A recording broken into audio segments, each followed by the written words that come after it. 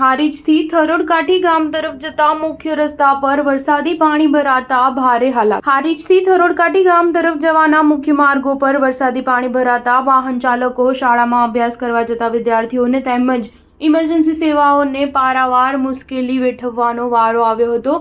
મોકા ગામના જાગૃત યુવાન મગનજી ઠાકોરના જણાવ્યા મુજબ દર વર્ષે ચોમાસાની ઋતુમાં વરસાદી પાણી ભરાવવાની સમસ્યા યથાવત જોવા મળી રહી છે, જેને લઈ વરસાદી પાણી ભરાતા અવરજવર કરતા વાહન ચાલકોને તેમજ પસાર થતા સ્થાનિક લોકો હાલાકી ભોગવી રહ્યા છે। થરોડ નવામાકા ગામથી રાત્રિ દરમિયાન કોઈ વ્યક્તિ બીમાર પડે તો ઇમરજન્સી સારવાર માટે લઈ જવામાં પારાવાર મુશ્કેલીનો સામનો કરવો પડી રહ્યો છે। વારંવાર વરસાદી પાણીની વિકટ સમસ્યાને લઈ અનેકવાર જવાબદાર તંત્ર તેમજ ધારાસભ્યને લેખિત રજૂઆત કરવા છતાં આજ દિન સુધી કોઈ નિરાકરણ આવ્યું નથી।